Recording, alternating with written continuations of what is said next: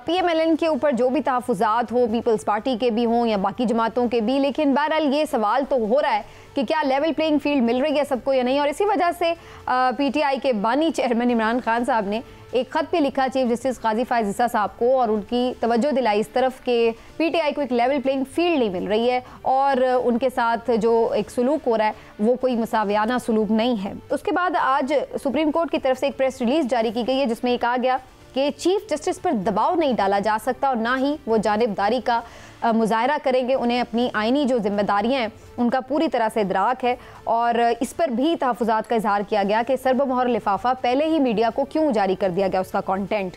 तो ये जो ख़त है और इसका जवाब है, इस पर क्या आपका ख्याल है कि क्या होना चाहिए, इस पर बात करना बड़ा ज़रूरी है। इमरान साहब, आपको क्या नज़र आ रहा है, ये चीफ जस्टिस की तरफ से क्या कोई सख्त रिस्पॉन्स है, कोल्ड रिस्पॉन्स है PTI को?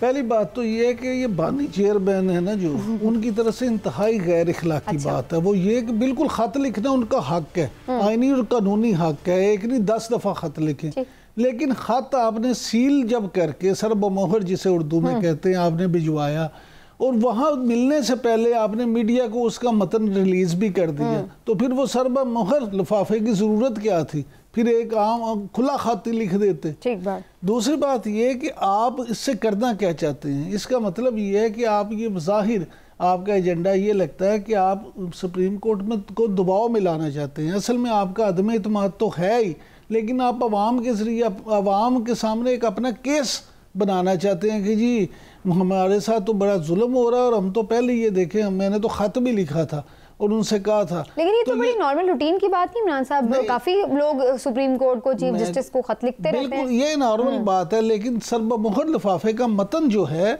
वो पहले मीडिया को रिलीज कर देना, वो पहले पब्लिक कर देना, ये आम बात नहीं है। सरबमोहर करते क्यों है, सील लगाते क्यों है कि जो चीज़ कॉन्फिडेंशियल बल्कि इंतहाई कॉन्फिडेंशियल होती है तो उस पर, अदरवाइज तो सील बंद लिफाफा करने की ज़रूरत क्या है। लिहाजा मैं ये समझता हूँ कि आप जो है चीफ जस्टिस साहब की तरफ से जो सुप्रीम कोर्ट की तरफ से इलामिया जारी किया गया वो बिल्कुल ठीक है कि आप को ये नहीं चाहिए था। बाकी वो 10 खत लिखे, उनका हक भी है और उनको लिखना भी चाहिए और अपने हक के लिए उन्हें लड़ना भी चाहिए। ठीक बात। अभी अतर काज़मी साहब ये समझते हैं कि ये बात दुरुस्त नहीं थी और जो फिर चलिए अगर इस बात पे एतराज़ कर भी लिया जाए कि मीडिया को नहीं पहले रिलीज़ करना चाहिए था इसका कंटेंट, लेकिन चीफ जस्टिस साहब ने जो उसको इंटरप्रेट किया है, क्या ये दबाव डालने के मुतरादिफ है चीफ जस्टिस साहब पर? देखिए इसमें इंपॉर्टेंट चीज है कि उस खत का कंटेंट क्या था, उसमें किस चीज की तरफ इशारा था कि मुल्क में होने वाली मुबैना सियासी, इंसानी, जमहूरी हकूक की खिलाफ वर्जियां, वो सारी चीजें, वो कंटेंट इंपॉर्टेंट है, उसके ऊपर डिस्कशन होनी चाहिए। बाकी वो मीडिया में आ गया, मेरे ख्याल में इसके ऊपर तहकीकात होनी चाहिए, इसलिए कि माजी करीब में ही जब एक और चीफ जस्टिस साहब थे तो कोई मोजिज जज जब खत लिखता था चीफ जस्टिस को तो वो खत भी मीडिया में आ जाता था। तो ये मीडिया का बड़ा इशू है। मेरे ख्याल में इसके ऊपर शायद कोई कमीशन वगैरह बना ले अदालत और पता चला लें कि कौन लोग हैं जो मीडिया में खत जारी करते थे, कौन लोग हैं जिन्होंने ये लिफाफा जारी कर दिया, जो भी इसके अंदर था वो उसमें अगर वो चाहें तो वो देख सकते हैं। लेकिन मेरी नज़र में इंपॉर्टेंट चीज़ ये है कि उस खत के अंदर क्या लिखा हुआ है और उसमें मुतालबा क्या किया जा रहा है। अगर उसमें कोई गैर आईनी, गैर कानूनी मुतालबा किया जा रहा है तो उसको निशानदेही भी होनी चाहिए और उसकी मजम्मत भी होनी चाहिए। अगर आइन और कानून के निफाज का मुतालबा हो रहा है फिर तो उसके ऊपर गौर करना चाहिए। ठीक, तो चौधरी साहब इसमें कोई ऐसी सीक्रेट बात तो नहीं थी कि जिसके ऊपर इतना ये कोई एतराज़ बने आपके ख्याल से, या फिर वाकईतन ये बड़ा सीरियस मामला है कि ओपन लेटर नहीं है तो फिर इसको कंटेंट को सीक्रेट रहना चाहिए था? प्लस चीफ साहब के रिस्पांस को आप कैसे देखते हैं?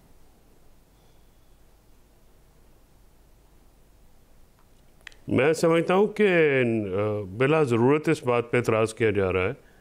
ज़रो ख़त आते हैं और पटिशन्स आती हैं, इस तरह से एक अंडर ट्रायल जो प्रिजनर हैं उन्होंने एक ख़त लिखा है, उस ख़त के मंदरजात जो हैं वो इम्पॉर्टेंट है, civil liberties, basic human rights की वायलेशंस का जिक्र है और अदालत का कोई जो होता है मामला वो पब्लिक होता है, वो सीक्रेसी अदालत के साथ नहीं होती है। अदालत के मामलात बड़े ओपन होते हैं। इस का रिस्पॉन्स भी जो है मुझे वो कोई ज़्यादा समझ में नहीं आया कि इससे क्या अखज़ करें हम। ये अखज़ करें कि क्या लेटर जो है वो लिखा नहीं जाना चाहिए था, या लेटर लिखने से तो ज़ाहिर कोई भी जज दबाव पे नहीं आता, क्योंकि ऐसे लेटर्स तो लिखे जाते हैं। देखने की बात यह है कि इन लेटर्स के ऊपर जो है, क्योंकि पाकिस्तान की जो तारीख़ थी उसमें एक अब्दुल्ला साहब के दौर में, अब्दुल्ला साहब जज गुजरे हैं, पाकिस्तान की जो आप पब्लिक इंटरेस्ट लिटिगेशन, जो फंडामेंटल राइट्स के मुतालिक जो केसेस हैं, उसमें जो है रहमत मसीह केस था, वो भी एक ख़त के ऊपर स्टार्ट हुआ था। तो उस खत को कन्वर्ट किया जाता है पिटीशन में, और इस तरह के जो खतूत हैं वो आते हैं, बहुत सारी तो ये एक नॉर्मल रूटीन भी है। ठीक बात, चलिए, और फिर उनके ऊपर तारीख साज फैसले भी हुए। ठीक बात, लेकिन लग नहीं रहा है कि इस पर कोई अब फर्दर कोई नोटिस होगा सुप्रीम कोर्ट की तरफ से। लास्टली जी एक स्टोरी इमरान साहब आपसे मैं कमेंट ले लूँ इस पर। एंटी करप्शन पंजाब के भी इख्तियारात महदूद कर दिए गए हैं और सरकारी अफसरान की गिरफ्तारी से कबल अब इजाज़त लेना होगी। क्या आपको इसका पर्पस नज़र आ रहा है? नैब भी कहा जा रहा है कि काम नहीं करी, बंद कर दो। अब एंटी करप्शन के ऊपर भी लग रहा है कि उसके भी इख्तियारात महदूद किए जा रहे हैं।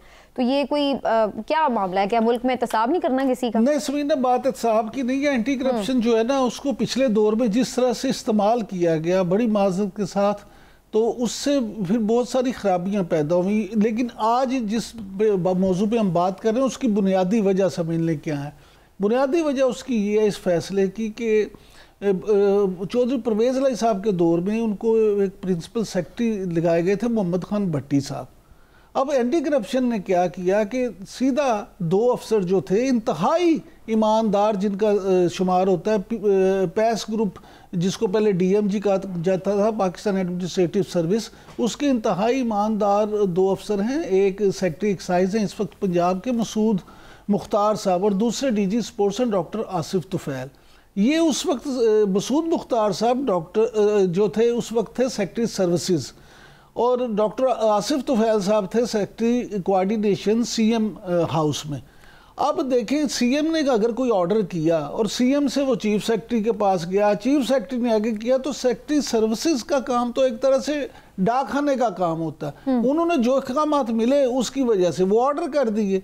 भाई आपने अगर कोई एक्शन लेना है तो आप उसके खिलाफ लें जिसने वो ऑर्डर करवाए हैं। तो एंटी करप्शन ने क्या किया, इन दोनों के खिलाफ एफआईआर दर्ज कर दी और उनके खिलाफ बगैर किसी से पूछे बताए, कोई इंक्वायरी नहीं, उनको कहा आपके खिलाफ एफआईआर हो गई है। तो उस पर क्या जो पाकिस्तान एडमिनिस्ट्रेटिव सर्विस है उसकी जो एक समझ लें कि जो तंजीम है, उन्होंने भी बड़ा एहतजाज किया था और चीफ सेक्रेटरी से जाके मिले भी थे और वजीर आला के भी। तो इसलिए ये फैसला किया गया, उसके बाद ये फैसला किया गया कि बजाय इसके कि एंटी करप्शन मुंह उठा के ऐसे ही किसी के खिलाफ कर दे, वैसे कानूनी तौर पे सरकारी अफसरान को एक तरह से उसमें थोड़ा सा प्रोटेक्शन मिल गई इस वजह से। हाँ, इस वजह से जरूर मिली है। लेकिन इसका ये भी ख्याल रखना चाहिए कि सरकारी अफसर जो हैं उनके खिलाफ अगर एंटी करप्शन भी नहीं केस करेगा तो कौन करेगा? और फिर लोग तो ये भी कहते हैं कि कोई करप्शन बड़े पैमाने पर जो होती है वो ब्यूरोक्रेसी के बगैर तो होती भी नहीं है, बाबू बीच में शामिल होते हैं तो फिर बाबू के बगैर तो कुछ नहीं हो सकता। कुछ नहीं हो सकता।